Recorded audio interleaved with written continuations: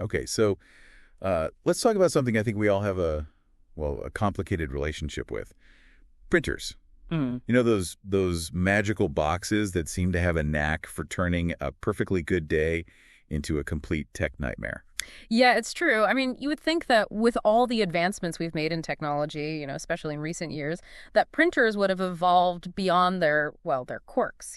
Right. I mean, we carry around supercomputers in our pockets, but trying to print something can sometimes feel like a battle against a malevolent force or something. Yeah, it's almost like they have a mind of their own sometimes. Yeah. So for this deep dive, I thought it'd be fun to really try to answer the age-old question, why? Why are printers the way they are? Well, to start, maybe we should go back in time a little bit. Some people remember a printer called the HP Laserjet 4L, a real workhorse from the mid-90s. And they talk about it like it's, the holy grail of printers, like it just worked, period, no problems. Yeah, the good old days, right? When printers were just printers, not mini offices crammed with all kinds of features we may or may not need. But I mean, was there ever really a golden age of printers? Or has it always been kind of this love-hate relationship? Well, that's a good question. I think part of the reason the LaserJet 4L was so reliable was its simplicity. It was just a laser printer, no bells and whistles. And the technology at the time was really cutting edge. So you had this really robust engine with a pretty straightforward design, and that really contributed to its longevity and durability. Makes sense. So if things were so simple back then, I guess the question is, where did it all go wrong? When did printers start becoming these technological nightmares that we all know and, love to hate? Well, the 90s were kind of a turning point. And not necessarily in a good way, unfortunately. It was a time of just massive innovation. But decisions made during that time about software and compatibility ended up having some unintended consequences for printers, I think. Uh-oh. The blame game. So is this where we start pointing fingers at Microsoft and HP? Not necessarily, but, I think their choices did contribute to the complex situation we have today. For example, Microsoft was really pushing for backwards compatibility, which on the surface sounds great, but it meant that all this older code, with all its limitations and vulnerabilities, had to be carried forward. Oh, I see how that could start to get a little messy. But how does that relate to printers specifically? Well, imagine you're trying to create a driver, the software that lets your computer talk to the printer. Now imagine that you have to make that driver compatible with not just the latest operating system, but also every single version that came before it. It sounds like a nightmare. Trying to make everybody happy, but then ending up pleasing nobody. Yeah, exactly. And then you've got HP, one of the biggest players in the printer world, and they decided to introduce their own language for printers to communicate, something called PCL.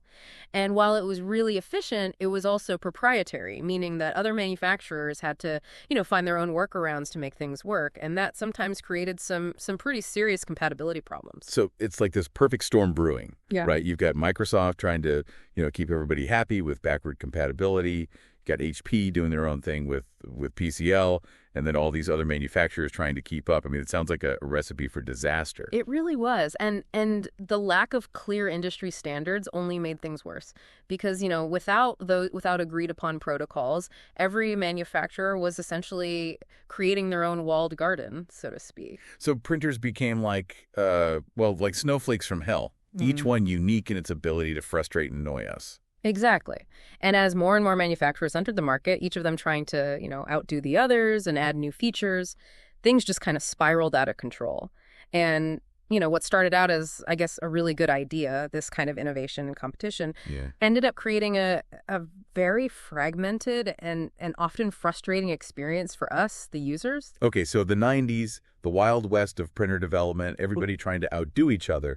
But in the end, it's like they created a monster. But that was just the beginning, right? Things get even more interesting as printers evolved. Right? Oh, yeah. Things definitely didn't stop there. Yeah. I mean, the drive to innovate, combined with, well, let's be honest, the need to keep selling new products, that really led to the rise of the multifunction device. Right, the all-in-one, right? Printer, scanner, fax machine, coffee maker. Okay, maybe not a coffee maker, but you get the idea.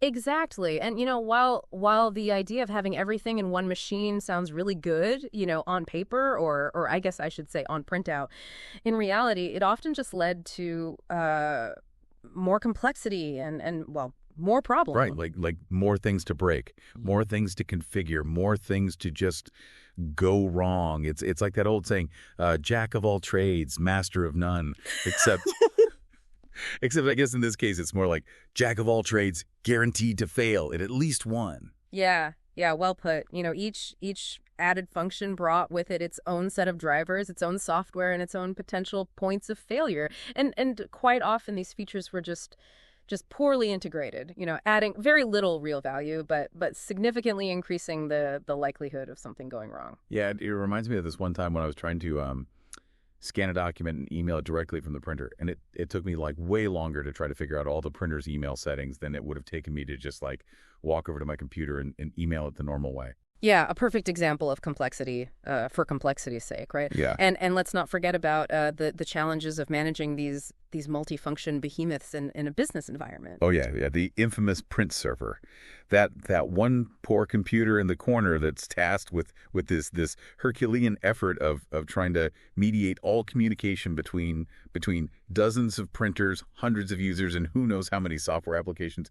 It's like trying to herd cats, except the cats are spitting out paper and ink instead of fur balls. Yeah, I mean the print server, was intended to streamline printing, but in practice it often became a bottleneck, a single point of failure that could bring an entire office to a standstill. And as if managing all of that wasn't enough, then businesses decided to add software to track color pages for billing purposes. Right. So now not only do you have to deal with like constant paper jams and driver conflicts, but now you also have to worry about whether Susan in accounting is using, too much magenta ink or something. Yeah. It just highlights a tendency in IT management to focus on, micromanagement and cost cutting, often at the expense of productivity and user experience, unfortunately. And let's be honest, that whole like tracking color pages thing probably caused more stress and wasted time than it actually saved in ink costs. Probably. Okay, so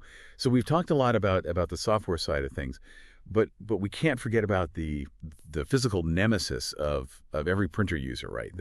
The dreaded paper jam. Ah, yes. The eternal struggle. You'd think that with all our advancements in engineering that we could, design a printer that could reliably feed a sheet of paper through a set of rollers, but no. The paper jam, it persists.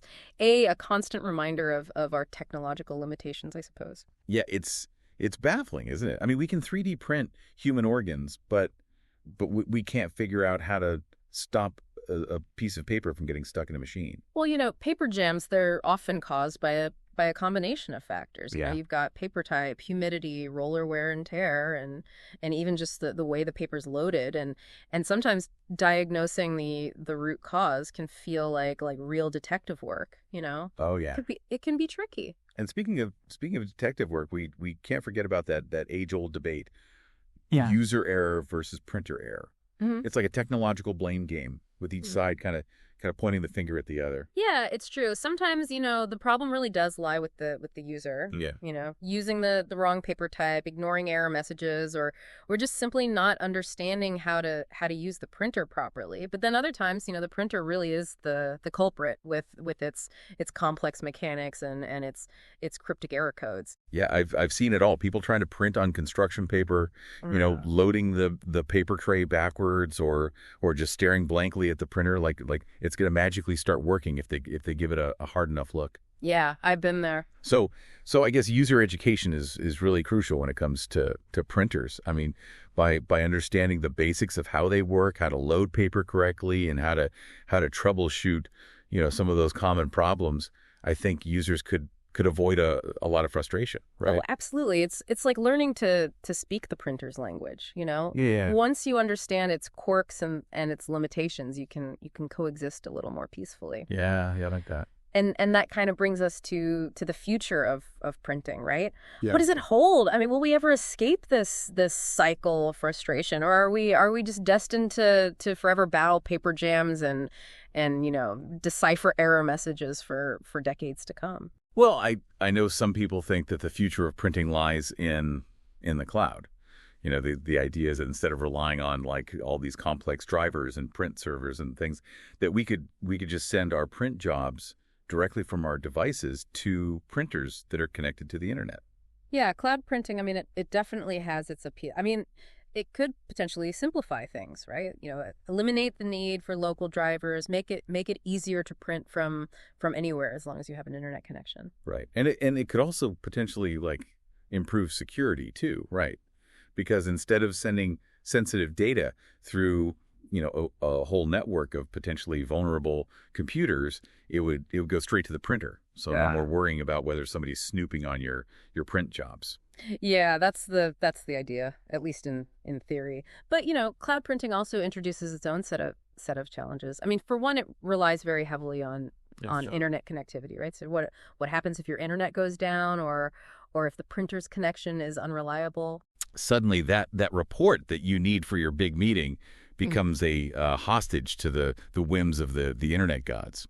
Exactly. And then there are also, still security concerns. I mean, sending data over the internet always carries some level of risk, even with encryption. Right. And plus, wouldn't that give even more control to the big tech companies, that are providing those cloud services? It's like we're trading one dependency for another. Yeah, that's a valid concern for sure. And let's not forget about, the potential for new unforeseen problems too, right? I mean, every time we introduce a new technology, there's always a learning curve and usually a few unexpected glitches along the way. Right. So it seems like the future of printing is still still a bit of a mystery. Maybe we'll have these sleek cloud-connected printers that anticipate our needs and print flawlessly on demand, or maybe we'll still be battling paper jams and trying to decipher error messages, for decades to come. Yeah. Only time will tell, right? But one thing is for sure. The quest for a truly user-friendly and reliable printer, that's going to continue. Yeah, it has to. Okay, so we've explored the history of printers, the complexities, the potential future. We've laughed, we've cried, we've probably all had like flashbacks to our own printer-induced meltdowns. But here's the thing. Despite all that, despite all the frustration, printers are just, an integral part of our lives. They are. They really bridge the gap between the digital world and the physical world, Oh, right? yeah. Allowing us to bring our ideas and our information to life. Yeah. And maybe, just maybe, with a little more understanding, a little more patience, and a lot more innovation, we can finally achieve like a state of printer zen. Yeah. A world where printers just work quietly and efficiently without demanding our constant attention or threatening to send us over the edge. Right. A world where paper jams are a distant memory and error messages are written in plain English. A printer utopia, if you will. Yeah, I like that. Until then, I guess we just have to, embrace the absurdity, share our printer woes with each other, and maybe even find a little humor in all the chaos. Yeah, that's a good approach, I think. Because at the end of the day, printers, Yeah. they might be the bane of our existence, but they're also, a source of endless stories and shared experiences. Yeah, for sure. Well, thanks for joining us on this deep dive into the world of printers. We'll catch you next time for another fascinating exploration of the technology that shapes our lives.